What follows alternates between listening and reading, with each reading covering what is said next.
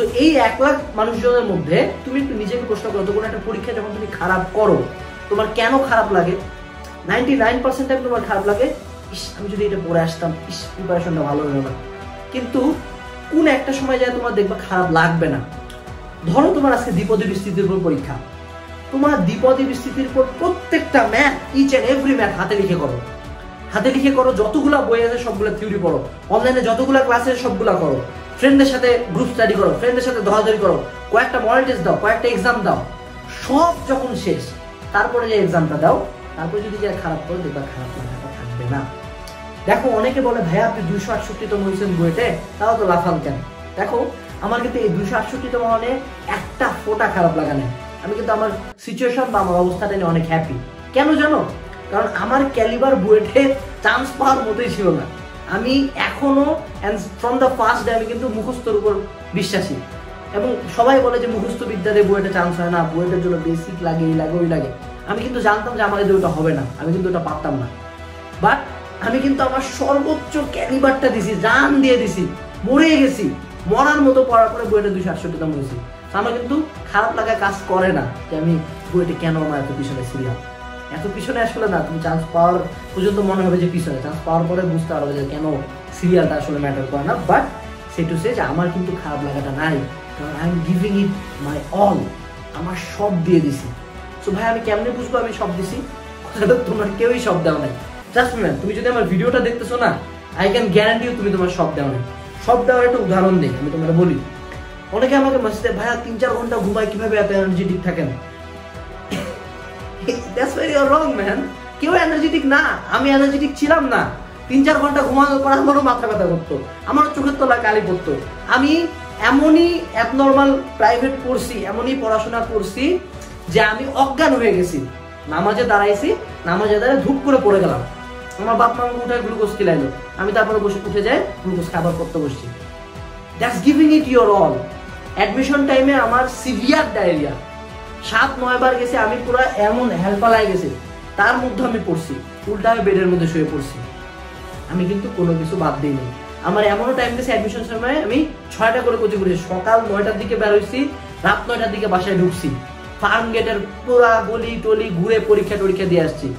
And তারপরেও কিন্তু আমি কোনো কমপ্লেন করি, আমি রাতের বেলা পড়ছি। আমার এই গল্পটা জাহিদ ভাই আছে, কেমিস্ট্রি অর্গানিক কেমিস্ট্রি তিনি পড়াইতেন ফার্ম গেটে। তো জাহিদ ভাই এই গল্পটা অ্যাজ অলওয়েজ বলে, আমি নিজেও অ্যাজ এ স্টুডেন্ট শেয়ার করি যে আমি উন্মেষে যখন ভর্তি হয়েছিলাম 1 মাসের এক্সাম জমা হয়েছিল। 1 মাসের এক্সামে অ্যারাউন্ড 200 সামথিং এক্সাম, আমি 7 ঘন্টা বসে বসে উন্মেষের রুমে এক্সাম দিয়েছি, 7 ঘন্টা। তারপরে খাতা জমা দিয়ে আসে, বাসায় এসে জাহিদ ভাই আমাকে 3 ঘন্টা পড়াইছে। তখন ওই যে ছাত্র আন্দোলন চলতেছিল, আমি কিন্তু যাই নাই কোথাও। জাহিদ ভাই আমাকে 3 ঘন্টা পড়ানোর পরে ভাইয়া যাইতে চাইছে, আমি বলছি ভাইয়া যাওয়ার দরকার নেই, তো এদিকে বাইরে তো আন্দোলন হচ্ছে, আপনি থাকেন, আপনি আমাকে আরো পড়ান। তখন সে অবাক হয়েছে, স্যার ভাইয়া আপনি নিজে খুব পার নিচ্ছেন না। আমি নিজের একটা উদাহরণ দিচ্ছি যে পরিশ্রমটা কোন লেভেলে হয়। আমার নিজ চোখে দেখা জিহাদকে 17 ঘন্টা পড়ছে, একটানা, একটা সেকেন্ড ব্রেক নেয় নাই। আমি তৌকিকে দেখতাম কোচিং করে আসে, সারাটা রাত পড়ছে, পরের দিন দুপুর 3টার দিকে ঘুমাইতে গেছে, পরের দিন দুপুর 3টায়। এইরকম আমরা পাগল ছিলাম, আমরা ওষুধ টষুধ খেয়ে রাত জাগতাম, 3-4 দিন ঘুমাইতাম না।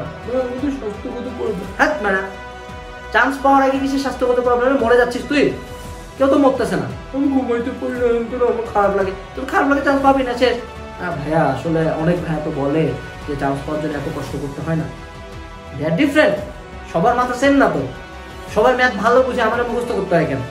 আমি অত বইটা পড়ে বইটার অনেক ভাইয়া থিওরি আবিষ্কার করে বিভিন্ন নোবেল টোবেল পাওয়া যাচ্ছে, আমি তো ভাই মুখস্থ করে পাস করতেছি। তাহলে আমি যদি ওরা দেখে বলি না আমিও বুঝবো, হবে না। We are not the same bro, একটা লাইন আছে না, we are not the same। তো তোমার কোন ভাইয়া কম পড়ে এত পরিশ্রম করতে হয় না, আমি লাস্ট 1 মাসে চান্স পাইছি, দ্যাটস তার থিং, এটা তার ব্যাপার। আর তোমাকে কি করতে হবে? সর্বোচ্চটা দিতে হবে। সো কখন বুঝবা সর্বোচ্চটা দিচ্ছ তুমি?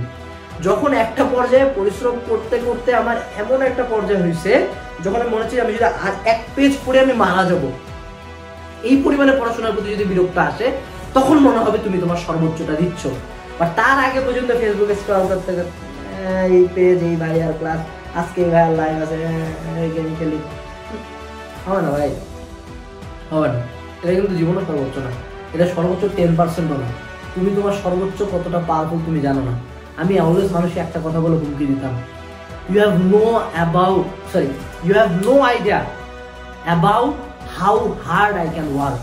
তুমি আমার সর্বোচ্চ সম্বন্ধে জানো না। দেখো, আমি যদি 10% পড়াশোনা দিয়ে ক্লাসের টপারগুলোকে কাটাইতে পারি, তাহলে তুমি চিন্তা করো আমি যদি 100% দিতাম তাহলে কি হইতো। বাট সমস্যা হলো তোমাদের, তোমরা এই 100% দিতাম বলে কি হইতো এইটা চিন্তা করে থাকে যাও, তুমি কখনো 100% দাও না। তো যখন আমি আমার 100% দিব তখন কেউ থাকবে না। জিনিসটাকে একটা রেসের মতো চিন্তা করো, সবাই অনেক দূর আগা গেছে, তুমি ধীরে সুস্থে আগাচ্ছ, এমন সময় তুমি একেবারে 100% পুরো মনে করে NFS নিড ফর স্পিড খেলতেছো, পুরা পিছন দিকে NOS মানে কি একটা নাইট্রোজেন ছাড়া দিয়ে তুমি দৌড়ায় না, ফলশ্রুতিতে তোমার ইঞ্জিনে পুরো ধ্বংস হয়ে গেছে, but at the end of the day তুমি এত জোরে গেছো যে আশপাশে সব গাড়ি উড়ে গেছে। That's the spirit you need man. তোমার গ্যাপ আছে, তুমি পড়ো নাই, তোমার পড়া ভালো লাগে না, তোমার অনলাইনে এই লাগে না ওই লাগে, কিচ্ছু ম্যাটার করে না। নিজের সর্বোচ্চটা দিয়ে দাও, পড়তে পড়তে অসুস্থ হয়ে যাও, যাতে তোমার অসুস্থতাটা কখনো এরকম না হয় যে ভাই অনেকক্ষণ ফোনের দিকে তাকাইছি দেখে অসুস্থ। না ভাই, আমি পড়তে পড়তে অসুস্থ হয়ে গেছি, আমি পড়তে পড়তে অসুস্থ হয়ে গেছি, তখন হলো যে ভাই everything you got, every bit of strength. এটার উদাহরণটা আরো ভালো মতো দেই। ধরো তুমি জিমে গেলা, একটা ওয়েট হাতে নিলা, তুমি ততক্ষণ পর্যন্ত তুলতে থাকবা যখন পর্যন্ত ব্যথা তো করবে, ব্যথার সময় তো থামা যাবে না, একেবারে আর উঠবেই না ওয়েটটা হাত থেকে যখন নিচ থেকে খুলে পড়ে গেল, that's give it to you. তোমার সর্বোচ্চটা হলো এত পাওয়ারফুল, আমাদের প্রত্যেকের সর্বোচ্চ এত পাওয়ারফুল, বাট আমরা কেউ কখনো সর্বোচ্চ 10%ও দেই না, আমরা আগেই ধরে নিই। আচ্ছা তুমি আমাকে একটু বলো তো, এই ভিডিও যারা দেখতেছো, তুমি লাস্ট কবে 10 ঘন্টা 11 ঘন্টা কন্টিনিউয়াস পড়ছো নিয়া? কন্টিনিউয়াস 3 ঘন্টা পড়লে তো ভালো লাগে না, ওই ভাইয়া বলছে 30 মিনিট পর পর ব্রেক নিতে। হাত মিয়া, এসব কি বলে এত থিওরি? এত থিওরি কিসের? পড়াশোনা সিম্পল নিয়ম হবে, যতক্ষণ ইচ্ছা ততক্ষণ পড়বো।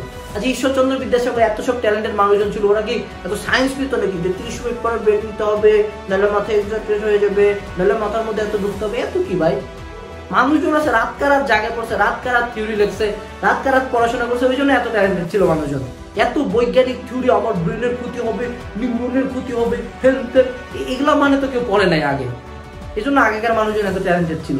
যার কারণে আমরা এখন বিভিন্ন 2 ঘন্টা পরে ব্রেক নিতে হবে, 30 মিনিট পরে ব্রেক নিতে হবে, ততক্ষণ ঘুমাইতে হবে, নাহলে এই ক্ষতি হয়ে যাবে, ওই ক্ষতি হয়ে যাবে।